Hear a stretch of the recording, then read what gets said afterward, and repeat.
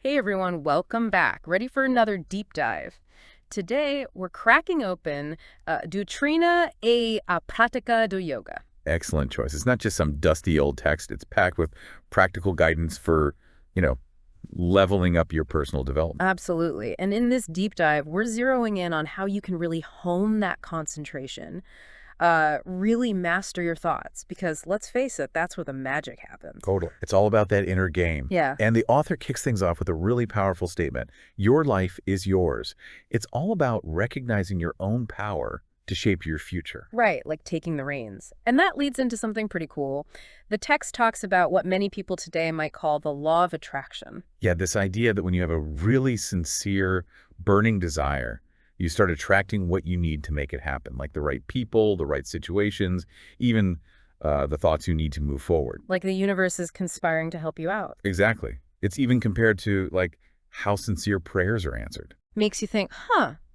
And this whole exploration, this deep dive we're on together, it all stems from this hunger for truth, for spiritual growth. It's not something to take lightly, that's for sure. The author lays out two main goals for these teachings: a strong body, a strong will, and the unfolding of the soul. Powerful stuff. No kidding. So first things first, let's get a grip on this idea of concentration. The text breaks it down to the nitty-gritty, saying to concentrate literally means to be in a center. Okay, so finding that center. Yeah, and when you apply that to your thoughts, it's basically focusing your mind on one thing. But here's the twist. There are two ways to do it: subjectively and objectively. Two sides of the same coin, I guess. So let's unpack objective concentration first. What's that all about? Well, think of it as directing your attention outward to the world around you, like nature, your job, your business, anything external, really. So how we engage with the everyday stuff. Precisely. The text describes this as positive or outgoing mental energy. Okay, so our minds are actively going out and dealing with the world. Right. But now, here's where it gets interesting. The text says if you only focus on this objective outward stuff, you might become super successful, worldly, smart, Right. but you could end up spiritually empty. Like, the text actually uses a strong phrase saying such a person could be spiritually an imbecile worse than a baby. Whoa. Harsh, but I get the point. Like, outward achievement isn't everything. Exactly. It's like building a fancy house on sand. So the subjective mind, it's like the brain of the practical world, all about common sense, getting things done. Yeah. But without the inner subjective side guiding it, it can become a slave to what's called Maya. Maya, that's illusion, right? Like being tricked into thinking the material world is all there is. Exactly. You just see differences and miss the underlying unity. Okay, got it. So now let's flip it. What about subjective concentration? What's that all about? This is about going inward, shifting your focus from the outside world to concepts like God, spirit, peace. The deeper stuff. Right. The text calls this incoming or negative energy, but think of negative here as more like receptive. Drawing energy in, not pushing it out. Yeah. And what's the point of this inward focus? It's huge. It's all about seeking the kingdom of heaven within you. The text even mentions the astronomer Laplace, who said he couldn't find God through his telescope. So some truths are discovered, not observed. Right. And get this. It says the very essence of religion, the whole point, is subjective concentration. Pretty profound, huh? Wow, it's like we're tapping into something ancient here. And how does energy work in these two types of concentration? Well, objective concentration is like moving away from this center, this absolute or God. So you're actually spending spiritual energy. I see. But subjective concentration? That's about moving towards that center so you can serve and replenish your energy. Like recharging your spiritual batteries. Makes sense. And the text talks about this polarity, this natural back and forth of spirit between evolution moving outward and involution moving inward. It's like a cosmic dance. Exactly. But here's what I find fascinating. The text connects subjective concentration to tapping into an unlimited source of power. It calls it the absolute will. Wow. And how do we access that? Well, they use the example of Jesus, suggesting his pure soul could passively receive this divine energy and then actively share it with the world.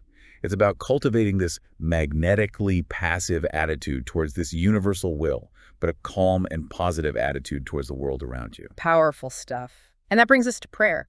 The text describes it as a science, not just wishful thinking. Exactly. It's about opening yourself up with real faith and expectation to this divine energy.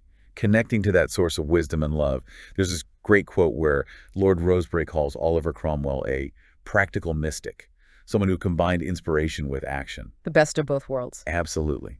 And that brings us to a crucial point, the need for balance. The text stresses that both objective and subjective concentration are essential for real growth. So it's not about becoming a hermit, nor is it about being completely consumed by the material world. Right. It's about finding that sweet spot, working for the common good, that's the objective side, and then withdrawing for some inner reflection, that's the subjective. Creating that inner peace, even when life gets hectic. Exactly. Now, let's break down objective concentration into stages, shall we? The first two are pratyahara and dharana. They're like prep work. Like laying the foundation. Yeah, think of a scientist who needs to be laser-focused to become an expert. They have to shut out distractions and zero in on their research. Makes sense. So what's pratyahara exactly? It's described as the mind trying to detach itself from the senses and distractions. Intentionally tuning things out. Right. And dharana, that's when you've actually achieved that focus. Your mind is firm and unwavering. So like concentration. Yeah. Then comes dhyana. It's like dharana, but deeper. That's when you start getting real insights and original thoughts. Moving beyond just absorbing information. Exactly.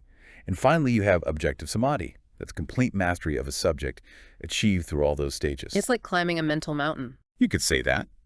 The text even says all these stages, when done in relation to a specific thing, form a samayana. Okay, so that's the objective side, but what about the subjective? How do we get to subjective samadhi? Well, here's the thing. The text says no book or teacher can give you that. It's something you have to realize for yourself through your soul vision. It has to come from within. And that brings us back to Maya. The text uses this really helpful analogy of a clock. You have the clock face, which is the visible universe, and then the mechanism inside, which drives it. It's like saying Maya is this illusion that the visible world operates on its own, separate from the invisible forces that actually make it work. We only see the hands moving, not the gears underneath. Precisely. Yeah. And if you only rely on objective knowledge, you miss that deeper reality. You might end up seeing only a material universe and missing the spiritual side. And that's where the trouble starts. The text warns against overdeveloping the objective mind while neglecting the subjective. Right. The subjective has to be the leader. Otherwise, you can become too attached to the material world, and that leads to suffering. It talks about the half-worldly and half-spiritual man, someone torn between a life of pleasure and seeking spiritual truth. Yeah, and that conflict eventually causes pain, which might be what forces them to wake up. So understand the world, but don't get bogged down by it. Don't let your soul get weighed down. So how do we practice objective concentration in real life? Well, the text gives us some tips. First, whatever you're doing, big or small, try to shut out distractions and give it your full attention until it's done. Stay focused. Got it. Second, it's about controlling your impulses. The text calls it premeditation. Thinking before you act. Right. Take time to really consider an idea before you jump into action. Mentally work through it until it's crystal clear, then go for it with focused energy. Don't just react. Plan it out. Exactly. Third, this one's kind of cool. When you reach that perfect concentration on something you love, time just seems to disappear. You get lost in the flow. I've definitely experienced that. Right. So the advice is, when you're working on something meaningful, forget the clock and trust that you'll succeed. Don't let time be a constraint. Exactly. And finally, there's a practical exercise. Mental imagery. Oh, I've heard of that, like visualizing stuff. Yeah, but with more focus. Take a picture, study it, put it away, then trying to recreate it perfectly in your mind, blocking out everything else. Oh. This builds conscious mental imagery, which is key to objective concentration. Okay, I'll have to try that. Now, the text also talks about active and passive mentation. Two different ways our minds work. Yeah, active mentation is all about conscious, intentional thought. You're deliberately focusing on something, pushing away distractions. Like actively solving a problem. Exactly. This develops willpower and makes your mind sharp. It's effortful, so you might even feel tired, but it's how you grow. And it's also about being able to control your attention, to focus when you need to, and then pull back when you want to. Interesting. So what about passive mentation? Think of it as your mind on autopilot. It's all about those automatic thoughts and subconscious habits. Like when you just zone out? Kind of. The text uses this example of students who find some subjects easy and others difficult. Like, some people are math whizzes while others are great with languages. Right. and that often reflects these established patterns of passive thought. But forcing yourself to engage with things you find difficult, that's what builds willpower. Getting out of your comfort zone. I like that. Yeah, it's about pushing yourself. Yeah. Now, occult teachings often say that real inner power comes from active meditation, while weakness comes from passive daydreaming. So daydreaming is actually bad for you. Well, not all the time, but it's about finding that balance. They use this analogy of a magnifying glass focusing sunlight. Conscious attention can intensify your mental energy. Makes sense. So the takeaway is to cultivate deep interest and block out distractions for optimal results. Exactly, and they say someone with strong concentration basically holds the key to their own success. Because their actions are always aligned with their goals. Precisely. So, to sum up, concentration is consciously directed, perfect attention, whether it's objective or subjective. And it's not just focusing, it's about dedication, consecration. There's this great quote, "Whatsoever thy hand findeth to do, do it with thy might. Do one thing at a time and do it well." Love that quote. Right. And concentration is about directing all your energy toward your goal. Like if you want to be a true yogi, it takes serious effort and study. Yeah. There's another great quote, "Genius is the power of enduring infinite pain." Wow. Powerful stuff. Yeah, and they warn against being indifferent or half-hearted because that weakens your nature. You got to be all in. Absolutely. Now let's dive into subjective concentration, how to actually do The it. practical stuff. Right. The text acknowledges that this is a big topic, but it assures us that if we practice thought control, will development, and meditation, we'll become way stronger than average. That's encouraging. It is. And it stresses personal study and reflection, saying you alone can teach yourself through intuition. So listening to that inner voice. Exactly. But it also promises that if you follow the general rules, you'll unlock your inner vision and intuition. Cool. What's the first step? Well, first, we need to understand thought force. The text straight up says, thoughts are things. Thought is energy. Just like food nourishes the body, thoughts and feelings nourish the soul. So what we think actually matters. It literally shapes our reality. And they say matter itself is concentrated thought force or mind substance. On a cosmic scale, the whole universe is a manifestation of thought. Whoa. Mind-blowing. Right. And on a personal level, it quotes the saying, "As a man thinketh in his heart, so is he." It's not just some nice saying. It's real. Your body's a thought form. So if we can control our thoughts, we can control our destiny. Exactly. And it even suggests that by mastering our own thoughts, we can influence others' thoughts too. Wow. That's powerful stuff. So how do we actually control our thoughts? Well, they talk about these 4 negative thought patterns: fear, hatred, sensual thoughts, and selfish thoughts. The bad guys. Right. And they say things like worry, doubt, jealousy, malice, all come from these roots. So we have to completely eliminate them. Easier said than done. But how? They give us 4 rules for thought control. First, break old habits and build new ones with willpower. Second, find a strong, wise, and holy person to guide you. Like a mentor or guru. Exactly. Third, use self-suggestion to imprint the changes you want on your subconscious mind. So convincing yourself. Right. And fourth, practice absorbing the desired thought pattern through meditation. Okay, let's break those down. What about building character? How does that work? Well, it's about using your active mind to command your passive mind to ditch old habits and adopt new ones. And you combine that with self-suggestion. So you silently command your mind to be fearless, pure, loving, unselfish, and you imagine yourself already embodying those qualities. Fake it till you make it, kind of. Sort of. But you also have to act the part, even if your mind resists at first. This helps solidify those new habits. They stress being meticulous and not compromising with your lower nature. So no cutting corners. Right. Now, the fourth rule, absorption of thought, involves a specific meditation practice. First, find a quiet place, free from distractions. Relax your body, release tension. Find your zen. Exactly. Then, focus your attention inward, calm and steady. Fix your thought on your passive mind and mentally say something like, "You, my mind, are perfectly pure." And really feel the meaning of that word. Let it sink in. Okay, I can imagine doing that. And at the same time, picture yourself already embodying that quality, like purity, and enjoy that positive image. Then deepen your relaxation and mentally open yourself to the flow of positive energy from the ether. Like connecting to a universal power source. Yes. Imagine it pouring into you, establishing that link. Then shift from any negative thoughts to positive affirmations. Yeah. Say things like, "I am pure, I am strong," with real conviction, even out loud if you want. Speak it into existence. I like it. And the most important part is to then go out and live those thoughts. Embody them in your actions. Daily practice is key, ideally at the same time and place.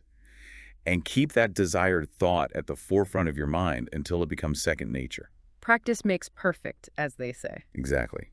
And use your power for good, never for selfish reasons.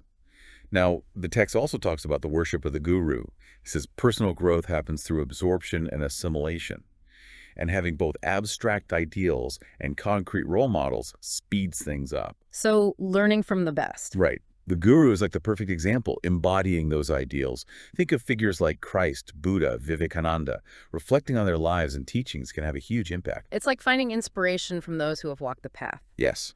And they say study, both inner and outer, is like tapasya, a spiritual discipline for gaining wisdom. This worship involves being alone for introspection, studying deeply, being absolutely chaste, and trying to merge your personal self with the impersonal consciousness. Sounds intense. It's about dedication, like Archimedes with his unwavering focus. They say the secret to greatness is transcending your limited self and realizing your infinite potential, like being born again. A spiritual transformation. Exactly. And the guru is the key to unlocking that inner wisdom and power. The text says you can only truly grow by aiming for something greater than yourself. So you need a god or guru who's not just different but greater to help you evolve. To become more like them. Right. The impersonal god of Hinduism offers abstract ideas, while the living guru provides a concrete example to follow. Seek both and worship them wholeheartedly. There's a quote from Vivekananda expressing his devotion to his guru, Ramakrishna. So finding that balance again. Abstract and concrete. Exactly. And they talk about the power that Vivekananda gained through his devotion to his guru. They say in India, the guru often demands complete devotion, obedience, submission, although the goal is always the student's freedom. It's like surrendering to a higher wisdom. Yeah. They say being submissive to the guru is a way to access your own inner power. Serve them, please them, obey them, even if you see contradictions. Only through complete faith and selfless service can you truly understand them. It's about trust and learning from their example. Right. And they say that when the guru sends you out into the world, you'll be amazed by your own courage and power. You'll realize that true leadership comes from learning to obey. It's not about dominating others, but inspiring them. Exactly. You become a source of strength, a beacon of light. And the text ends with this beautiful wish for peace and the awakening of your soul force. Powerful stuff. So as we wrap up this deep dive, let's remember the core message. The power of focused concentration and conscious thought control. Don't forget the difference between objective and subjective focus and the need for balance. Think about how thought forms and thought atmospheres shape your inner and outer worlds. And consider how active and passive meditation work. How can you direct your attention and develop the discipline you need to grow? And finally, think about this. What if, by consciously cultivating your inner world, you could completely transform your experience of the outer world and unlock potentials you never thought possible? That's something to ponder. Until next time. Take care, everyone. Guys, see you in another podcast. Don't forget to subscribe to our channel